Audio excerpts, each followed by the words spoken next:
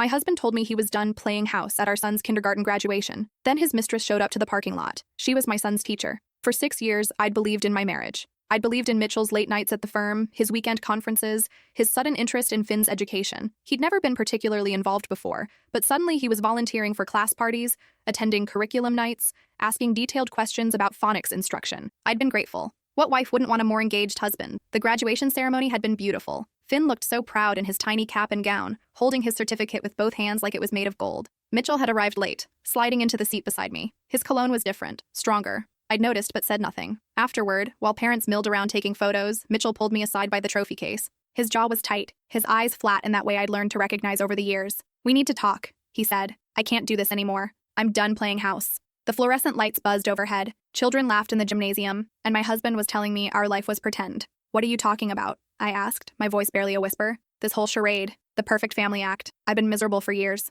He glanced at his watch. "I'll have my lawyer contact you next week." Before I could respond, he walked away, leaving me standing there while other families celebrated around us. I felt Finn tug on my dress. "Where's Daddy going?" I forced a smile and grabbed my phone. "We'll take our own pictures, sweetheart." As we walked toward the parking lot, Finn suddenly broke free and ran ahead. "Miss Chambers! Miss Chambers!" he shouted. She was standing by a silver sedan, scrolling through her phone, Finn's teacher. I'd met her during parent-teacher conferences, remembered thinking how young and pretty she was, how Mitchell had been unusually chatty that evening. She looked up and her face transformed from relaxed to panicked. "Finn, sweetie, I'm just leaving," she said quickly, but he'd already wrapped his arms around her waist. Her eyes darted past him to me. "You worked very hard." Her voice was tight. "But you should be with your mom right now." That's when Mitchell appeared from around the corner, phone to his ear. He nearly walked right into us before looking up. The moment he saw us together, every ounce of color drained from his face. "Daddy, look, Miss Chambers is here too." The silence that followed felt like drowning. Miss Chambers stepped back. Mitchell stood frozen, and suddenly everything made perfect sense. The late parent-teacher conferences he'd insisted on attending alone, the classroom volunteering on days I had to work, the different cologne. "How long?" I asked, my voice surprisingly steady. "Not here," Mitchell said. "How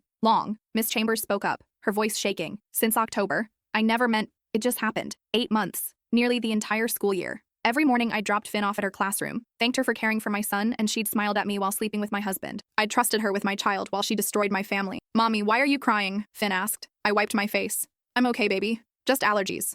I turned to Mitchell. "Go be with your girlfriend. But know this. You won't get away with this as easily as you think." I picked up Finn and headed toward my car. Behind me, I heard her voice, frantic. "You said you were separated. You said she knew." Their argument faded as I strapped Finn into his car seat. My phone buzzed. A text from my brother. "Call me. Found something interesting about Mitchell's finances." I sat in the driver's seat, staring at that message. My brother was a forensic accountant. I'd asked him to look into some irregularities I'd noticed in our joint account a month ago, just a feeling I'd pushed down and ignored. I looked back at Finn, already playing with his certificate, then at Mitchell and his mistress, still arguing. I started the engine. This wasn't over. The drive home was quiet. Finn hummed to himself in the back seat, occasionally asking when we'd have cake. I'd ordered a graduation cake from his favorite bakery. Mitchell was supposed to help me set up the celebration. His parents were coming. My parents. My sister. Now I'd have to cancel everything and explain why. I pulled into our driveway, the house we'd bought when I was pregnant, the house I'd turned into a home while Mitchell worked late. My house. My phone rang. Mitchell. I declined the call. It rang again. Declined. Then a text. "We need to talk about this rationally."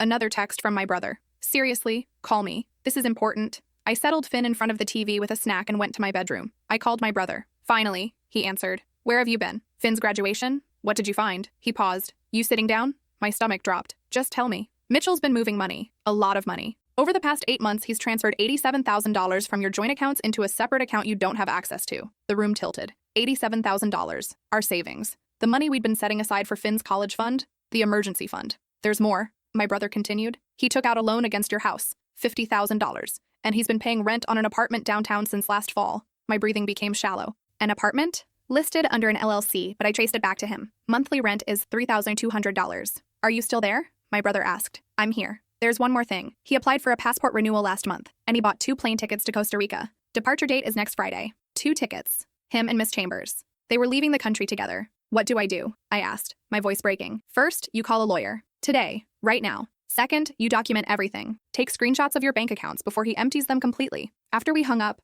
I sat on the edge of my bed, staring at nothing. Mitchell wasn't just leaving me. He'd been methodically planning his exit for months, stealing our money, renting an apartment, planning a vacation with her while I was home taking care of his son. My phone buzzed. Mitchell again. "Can we please talk like adults? I'm coming home." I heard the front door open. Mitchell was home. "Where's Finn?" he called out. "Watching TV," I answered, not moving from the bed. His footsteps came down the hallway. He appeared in the doorway, still wearing his suit from the graduation. "Look, I know you're upset." "Upset?" I stood up. I'm not upset, Mitchell. This is something else entirely. He sighed. I didn't want it to happen like this. How was I supposed to find out? Were you going to leave me a note? Send me a text from Costa Rica? His face went white. How do you know about the tickets? Or the apartment downtown? Or the $87,000 you've stolen from our accounts? Or maybe the loan you took out against our house without telling me? He opened his mouth, closed it. Your brother. My brother is looking out for me, which is more than I can say for my husband. I was going to tell you. When? After you drained our accounts completely? He sat down on the edge of the bed, head in his hands. I fell in love with her. I didn't mean to. It just happened. It just happened. As if falling in love was something that happened to people against their will. When? I asked. When what? When did it start? He was quiet for a long moment. October 15th, after the parent-teacher conferences. We went for coffee. October 15th. I remembered that night. I'd stayed home with Finn because he had a cold. Mitchell had come home around midnight. I'd heated up dinner for him. He'd lied to my face and then eaten the dinner I'd made him. And the money? I asked. The apartment is expensive. And Bethany, Miss Chambers, she has student loans. I've been helping her out. You've been helping your mistress pay off her student loans with our savings. I was going to pay it back. Once the divorce was final, we'd sell the house and split everything. My half of the house I'd turned into a home, of the life I'd built. Get out, I said quietly. What? Get out of this house. Right now. This is my house too. Get out before I call the police. Get out before I go downstairs and tell your son that his father is leaving us for his teacher. He stood up slowly. You're being irrational. Get out! Mommy? Finn's small voice came from the doorway. Why are you yelling? I immediately changed my expression, forcing a smile. I'm sorry, baby. Mommy and Daddy were just having a discussion. Finn looked between us, his eyes wide. Are you mad at Daddy? No, sweetheart. Daddy was just leaving. Mitchell looked at me, then at Finn. He just grabbed his phone and walked past Finn without saying a word. We heard the front door slam. Finn climbed up on the bed beside me. Is Daddy coming back for cake? I pulled him close. I don't think so, buddy. But we can still have cake. Just you and me. That night, after Finn was asleep, I sat at the kitchen table with my laptop. I'd created a new bank account in my name only and transferred what was left of our joint savings, just over $8,000. But it was mine and Mitchell couldn't touch it. Then I started documenting everything. Screenshots of our bank accounts showing the transfers, printouts of the lease agreement for his apartment, photos of the plane tickets, text messages between Mitchell and Miss Chambers that I'd found on our cell phone bill. They'd exchanged over 3,000 messages in 8 months. At midnight, I sent an email to the school principal. I explained that Mitchell had been having an inappropriate relationship with Miss Chambers, that they'd been involved since October, and that I thought the school should be aware. The principal called me the next morning. Mrs. Hartley, she said, her voice careful. I received your email. I need to ask you some questions. I answered everything. By the end of the call, the principal was silent. I'm so sorry this happened, she finally said. This is a serious violation of our ethics policy. Miss Chambers will be placed on administrative leave pending an investigation. What does that mean? It means she won't be in the classroom. The students will have a substitute teacher for the remainder of the year. It was a small victory, but it felt good. That afternoon, Mitchell's mother called. I heard what happened, she said. Mitchell told us about the divorce. Did he tell you about the teacher? About the money he stole? Silence. He said you two had grown apart. We didn't grow apart, Carol. He's been cheating on me for 8 months with our son's kindergarten teacher, and he took $87,000 from our savings to support her. More silence. Then quietly, oh God, I didn't know. He said you'd agreed to separate. Does it seem mutual to you? No, it doesn't. She paused. What can I do? How can I help? I wasn't expecting that. I don't know, I admitted. Can I come over? See Finn? And that's how Mitchell's mother ended up in my kitchen that evening, chopping vegetables while Finn did puzzles at the table. When she left, she hugged me tightly and whispered, "You're going to be okay. You're stronger than he ever deserved." The divorce moved quickly. Mitchell wanted it over with. My lawyer was ruthless. She documented every dollar he'd stolen, every lie he'd told. When we finally sat down to negotiate, Mitchell looked exhausted. I want joint custody, he said. My lawyer slid a folder across the table. Your client has been having an affair with the child's teacher. He's been stealing from the marital assets. Would you like me to present this to a judge? Mitchell's lawyer reviewed the documents. We'd like to make an offer. In the end, I got the house. I got primary custody of Finn. I got 70% of what was left of our savings. Mitchell got weekends with Finn and the knowledge that everyone knew exactly what he'd done. Miss Chambers, Bethany, lost her teaching license. The investigation revealed she'd been involved with Mitchell while actively teaching his son. The ethics board didn't care that she claimed not to know he was still married. The boundary violation was enough. 6 months after the divorce was finalized, I ran into her at a grocery store. She was in the produce section, looking tired and older than I remembered. When she saw me, she froze. I'm sorry, she said quickly. I'm so sorry. You knew, I interrupted. You knew he had a son. You knew he had a wife. You just didn't care. That's not fair. Fair? You slept with my husband while teaching my son. You smiled at me every morning, and the whole time, you were destroying my family. He told me you were separated. And you believed him? Without checking? I shook my head. You're a teacher. You're supposed to protect children. But you didn't care about Finn. You only cared about yourself. She started crying. I lost everything. My career, my reputation, everything. Good, I said. And I meant it. I walked away, leaving her sobbing over the organic apples. That was 2 years ago. Now, Finn is in 2nd grade at a different school. He still asks about his dad sometimes. Mitchell sees him every other weekend, though he's often late or cancels. The Costa Rica trip never happened. Bethany didn't want to leave the country after losing her teaching license. They broke up 5 months after everything fell apart. Mitchell is dating someone new now, someone age-appropriate. He sent messages asking if we can be friends, if we can co-parent better. I've ignored most of them. We're not friends. We're not anything except two people who share a child. I went back to school and finished my degree. Now I'm a nurse, working at the Children's Hospital downtown. I love my job. Love knowing I'm helping kids, making a difference. My parents come over every Sunday for dinner. My sister watches Finn when I have late shifts. My brother still checks my finances monthly. And Mitchell's mother calls every week to check in. She sends Finn birthday presents and Christmas gifts. Never misses his school plays or soccer games. I started dating last year. Nothing serious, just coffee dates and dinners, testing the waters, learning to trust again. Last month, I was at Finn's school for a parent-teacher conference. His new teacher, Mr. Walsh, is wonderful. As I was leaving, I saw a woman in the hallway who looked familiar. Miss Chambers. She was dressed professionally, carrying a briefcase. She saw me and stopped. "I'm a substitute," she finally said. "Just for today. The regular art teacher is sick." I nodded. "Finn's not in art today." "I know. I checked the schedule." "I wouldn't have taken the job if—" She trailed off. We stood there in the quiet hallway, the sounds of children learning filtering through closed classroom doors. She looked different, harder. "I really am sorry," she said. "If I could take it back, but you can't," I interrupted. "None of us can. We just have to live with what we did." "How do you do that? How do you live with it?" I thought about that question, about the nights I'd cried myself to sleep, about the therapy sessions, about slowly rebuilding myself into someone stronger. "One day at a time," I said. "You just wake up and keep going, and eventually it gets easier." She nodded, tears in her eyes. "Does it ever stop hurting?" "Yes," I said honestly. "It does. Not completely, but enough." I walked away, leaving her standing in the hallway. I didn't look back. That chapter of my life was closed. When I picked up Finn that afternoon, he was excited about a drawing he'd made. "The substitute teacher said it was really good, Mom." "That's wonderful, baby," I said, taking his hand. "She seemed sad, though," he said thoughtfully, like she was trying to smile but couldn't really do it. "Maybe she was just having a hard day." "Everyone has hard days sometimes," Finn said wisely. "That's what you always tell me." I smiled. "That's right." As we drove home, I thought about everything that had happened. The betrayal, the pain, the anger, the slow, difficult process of healing. I thought about the woman I'd been, naive, trusting, willing to ignore red flags. And I thought about the woman I'd become, stronger, wiser, unwilling to settle for less than I deserved. Would I have chosen this path? No, never. But I'd survived it. More than survived. I'd grown from it. That night, after Finn was asleep, I stood in my kitchen and looked around at the life I'd built.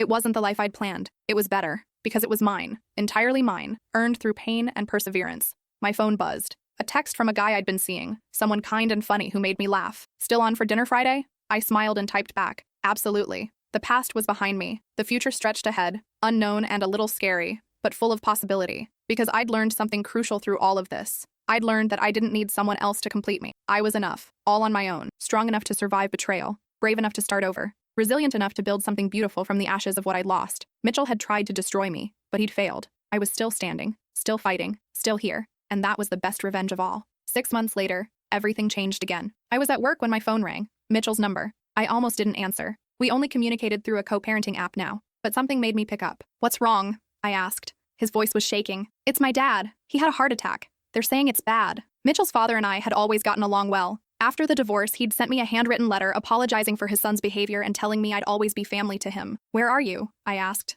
"Northwestern Memorial, ICU. Mom's here, but she's falling apart. I'll be there in 15 minutes. I found Mitchell in the ICU waiting room, his tie loosened, shirt wrinkled. Carol sat beside him, mascara streaked down her face. When she saw me, she stood up and pulled me into a tight hug. "Thank you for coming," she whispered. "Of course I came." Mitchell's father died that night. Despite the doctor's best efforts, his heart simply gave out. I sat with Carol while Mitchell made phone calls, arranged everything. When he finally sat down, hours later, he looked at me with red-rimmed eyes. "Thank you for being here," he said. He was important to me too. The funeral was held on a gray Tuesday morning. Finn wore his suit, held my hand tightly as we walked into the church. "Is Grandpa really gone?" he whispered. "Yes, baby, but he loved you very much. And that love doesn't go away." At the reception afterward, I stayed close to Carol. She introduced me to relatives as her daughter-in-law, never correcting them when they assumed Mitchell and I were still together. "Thank you," I said quietly once we were alone. "For what?" "For not making this awkward. For not treating me like an outsider." Carol took my hand. "You're Finn's mother. That makes you family no matter what my son did." That evening, I found myself thinking about family, about what it meant. Carol had chosen to keep me in her life. My brother had dropped everything to help me through the divorce.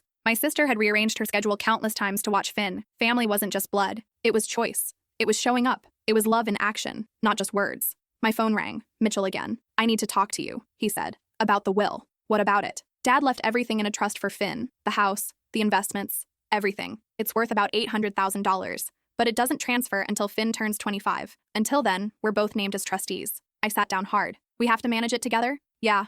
There's a financial advisor who handles the investments, but we have to approve major decisions together. Years of forced interaction with Mitchell. I'd finally gotten to a place where I could go days without thinking about him. When do we meet with the advisor? I asked. Thursday at 2. The financial advisor's office was downtown. Mitchell arrived before me, already sitting in the conference room. He'd gotten a haircut. Thanks for coming, he said. I nodded and sat as far from him as possible. The advisor, a woman named Patricia, walked us through everything. The trust was substantial. By the time Finn turned 25, with continued growth, the trust could be worth over $1 million.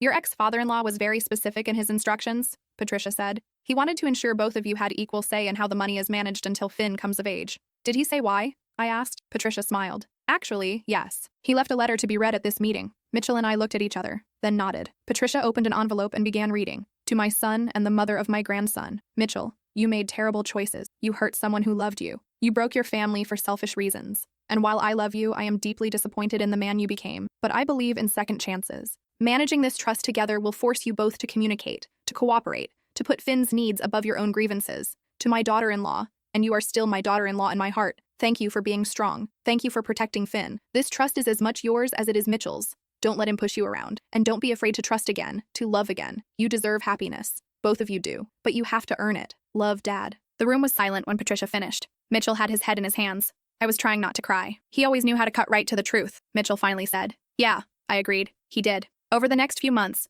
Mitchell and I developed a new dynamic. We met monthly with Patricia to review the trust. At first it was awkward and tense, but slowly something shifted. We started actually listening to each other, started finding common ground, started acting like partners in one specific thing, securing Finn's future. One evening, after a particularly productive meeting, Mitchell asked if I wanted to grab coffee. Just coffee, he said quickly. Not anything weird, just a talk. Against my better judgment, I agreed. We went to a cafe near the advisor's office. Mitchell ordered black coffee. I got a latte with extra foam. He remembered without asking. I owe you an apology, he said. A real one. You've apologized before. No, I've said sorry. That's different. He stared at his coffee. I destroyed our marriage. I lied to you, stole from you, humiliated you. I broke every promise I made, and I've spent years trying to justify it. But it's not okay. What I did was unforgivable. I didn't say anything, just waited. Bethany and I lasted 5 months after everything fell apart, he continued. And in that time, I realized something. I didn't love her. I never loved her. I was just bored and selfish and looking for excitement, but it wasn't love. It was just ego. Why are you telling me this? Because you deserve to know the truth, and because I've been in therapy for a year now, and my therapist says I need to take accountability. Really take it. And why did you do it? I asked. He was quiet for a long moment. Because I was scared. We had Finn, and suddenly life was all responsibilities. You were so good at being a mom, and I felt like I was failing at everything. Work was stressful, money was tight, I was turning 40 and feeling old, and instead of talking to you, I looked for an escape. So you're saying it was a midlife crisis? I'm saying it was cowardice. I was too afraid to face my own inadequacies, so I blew up our life instead. I drank my latte, processing his words. I'm not telling you this because I want you back, Mitchell said. I know that's not possible. I'm telling you because you deserve the truth, and because I don't want Finn to grow up thinking what I did was okay. Have you told him any of this? Not yet. He's too young. But when he's older, when he asks, I'm going to tell him the truth, that it was my fault, that his mother did nothing wrong. We finished our coffee in silence. When we stood to leave, Mitchell held out his hand. Friends? He asked. Or at least friendly co-parents? I looked at his hand, thought about everything we'd been through. Friendly co-parents, I agreed, but not friends. Not yet. Fair enough. As I drove home that night, I felt something I hadn't felt in a long time when it came to Mitchell. Not forgiveness exactly, but maybe the beginning of it. When I got home, my sister was there with Finn. They were making cookies, the kitchen a mess of flour and chocolate chips. Mommy! Finn ran to me, covered in dough. I hugged him tight. This was what mattered. This little boy who loved me unconditionally. This life I'd built from the wreckage. My sister stayed for dinner. After Finn went to bed, we sat on the couch with wine. You seem different lately, she said. Lighter somehow. I feel different. Like I'm finally moving forward instead of just surviving. Are you dating anyone? I smiled. Maybe. There's this guy, a doctor at the hospital. We've been out a few times. Nothing serious yet, but it's nice. He makes me laugh. What's his name? Gabriel. He's a pediatric cardiologist. Brilliant and kind. My sister grinned. Look at you, blushing. You really like him. I do, but I'm taking it slow. I'm not ready to introduce him to Finn yet. After she left, I lay in bed thinking about Gabriel. We'd met 6 months ago when a patient needed a cardiology consult. He'd been patient and gentle with the child. Then he'd turned to me and asked if I wanted to grab coffee. Our first date had been terrible. I'd been so nervous I'd spilled water all over myself. But then we'd run into each other in the hospital cafeteria, and somehow the conversation had flowed naturally. He'd asked me out again. This time it had been better. Gabriel knew about my divorce, knew about Mitchell's affair. I'd been honest from the beginning. He'd listened and said, everyone has a past. What matters is who you're becoming, who I was becoming. I liked that phrase, because I was becoming someone new, someone stronger and more confident, someone who knew her worth. The following Tuesday, I had a date with Gabriel. My parents came to watch Finn. Gabriel picked me up at 7, wearing dark jeans and a button-down shirt. You look beautiful, he said, handing me flowers. You didn't have to. I wanted to. We went to a small Italian restaurant. Over pasta and wine, we talked about everything. His childhood in Seattle, my dreams of travel, his love of sailing. I have a confession, he said. I looked you up online after our first date, found some articles about your divorce. My stomach dropped. Oh, I'm saying it because I want you to know that I know, and it doesn't change how I see you. If anything, it makes me admire you more. You survived something terrible and came out stronger. It doesn't bother you? Why would it bother me? You're not responsible for his choices. And honestly, it makes me glad you're single, because that means I get to take you on dates and make you smile. I felt tears pricking my eyes. That's the nicest thing anyone said to me in a long time. He reached across the table and took my hand. You deserve nice things. You deserve someone who sees how incredible you are. After dinner, we walked through the neighborhood. October had turned the trees golden and red. Gabriel told me about his parents, who'd been married for 40 years. About his sister, who was a veterinarian. About his dream of volunteering with Doctors Without Borders. What about you? He asked. What's your dream? I thought about that. I want Finn to grow up knowing he's loved. I want to travel, really travel. I want to take painting classes. I want to learn Italian. I want a life that's mine, built on my terms. Those are good dreams, he said softly. When we reached my house, I invited him in for coffee. Gabriel met my parents briefly, my dad immediately interrogating him while my mom smiled approvingly. Before they left, we sat on the couch with coffee, talking quietly.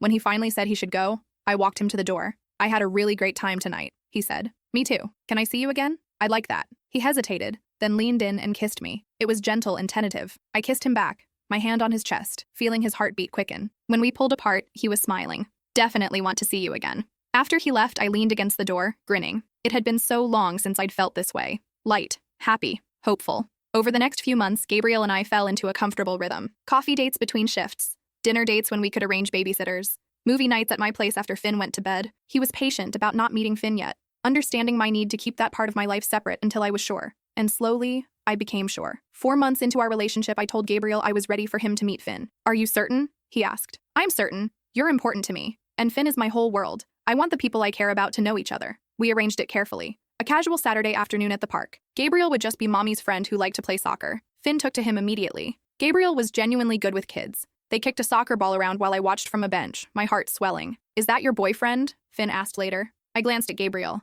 He's someone special to me. How do you feel about that? Finn shrugged. He's nice. And he's really good at soccer. Better than Daddy. Does it bother you? I asked carefully. That mommy has a friend who's a boy? Finn thought about it seriously. Daddy has a girlfriend, so it's fair if you have a boyfriend. Very logical, I said, kissing his forehead. That evening, after I'd put Finn to bed, Gabriel and I sat on my back porch. Fall had given way to early winter. He's an amazing kid, Gabriel said. You're doing an incredible job with him. Thank you. It means a lot that you two got along. I need to tell you something, Gabriel said, his voice suddenly serious. I'm falling in love with you, and I know that might be too much too soon, but I believe in being honest. My heart was racing. Gabriel, you don't have to say anything. I just wanted you to know where I stand, that I'm all in with this. With you, with Finn, with whatever this becomes. I looked at this man who'd been patient and kind and understanding, who made me laugh and listened when I cried, who treated my son with genuine affection. I'm falling in love with you too, I said. It terrifies me. After everything with Mitchell, I didn't think I could trust anyone again, but I trust you. He pulled me close,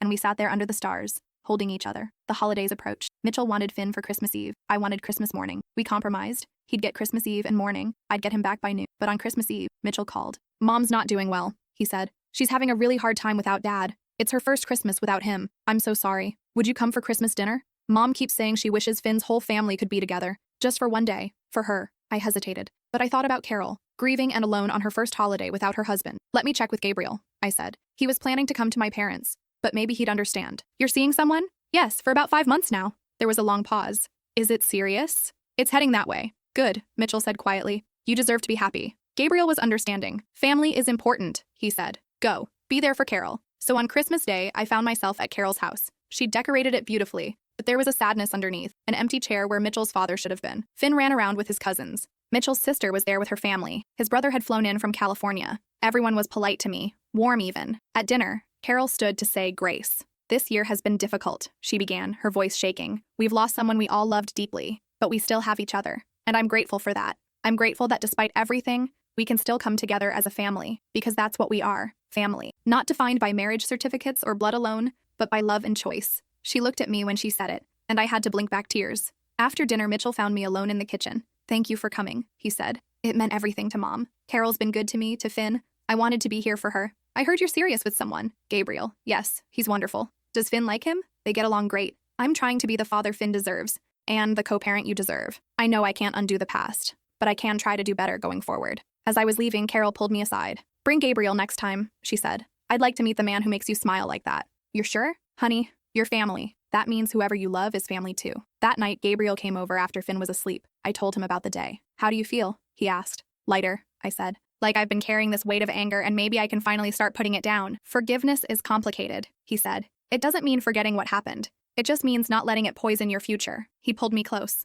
I have something for you, he said, pulling out a small wrapped box. Inside was a delicate silver bracelet with a single charm, a compass. So you always know which direction you're heading, he said. Forward. I put it on. It's perfect. You're perfect. I'm really not. You are to me. New Year's Eve came. Gabriel invited me to a party with his colleagues. I bought a new dress, dark blue and fitted, making me feel beautiful. You look stunning, Gabriel said when he picked me up. The party was at a penthouse downtown. Gabriel's friends were warm and welcoming. We danced and laughed and counted down to midnight. When the clock struck 12, Gabriel kissed me, his hands on my face. Happy New Year, he whispered. Happy New Year. It was a new year, a new chapter, a new life I was building. In February, Mitchell called with unexpected news. I'm moving, he said. I got a job offer in Seattle. Better pay, better opportunities. My stomach dropped. What about Finn? That's what I want to talk about. I know the custody agreement says we have to stay within the same state, but this is a good opportunity. And I was thinking, maybe we could work something out. Summers and holidays with me, the rest of the time with you. You're abandoning him. I'm not abandoning him. I'll visit. I'll video chat.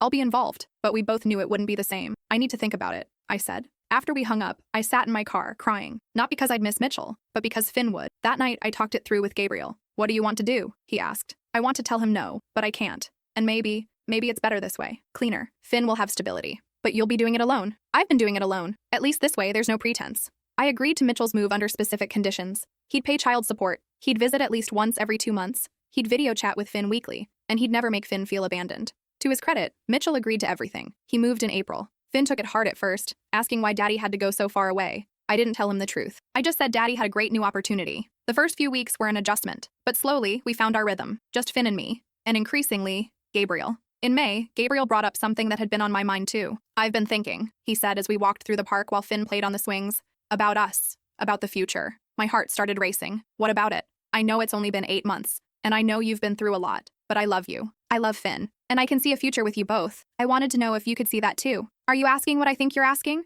Not yet. Not officially. I just want to know if we're on the same page. I watched Finn on the swings. I thought about the life I'd built from the ashes. About the strength I'd discovered. About this man beside me who'd seen me at my worst and loved me anyway. I can see it, I said. I can see a future with you. He smiled. Good. Because I'm planning something. Maybe around Christmas. Maybe sooner. But when the time is right, I'm going to ask you properly. And I really hope you'll say yes. I think I will, I said softly. He kissed me right there in the park, with Finn waving at us from the swings. Life wasn't perfect. I still had hard days. Days when I worried about Finn, days when I doubted myself. But those days were getting fewer and further between, because I'd learned something crucial through all of this. I'd learned that I was stronger than I ever knew, that I could survive betrayal and heartbreak and come out better on the other side, that I could build a life that was mine, shaped by my choices rather than by someone else's failures. Mitchell had tried to break me, but he'd failed. I was still standing, still fighting, still here, and I was happy, genuinely, deeply happy in a way I'd never been during my marriage. One evening in late summer, almost exactly 2 years after that devastating day in the parking lot,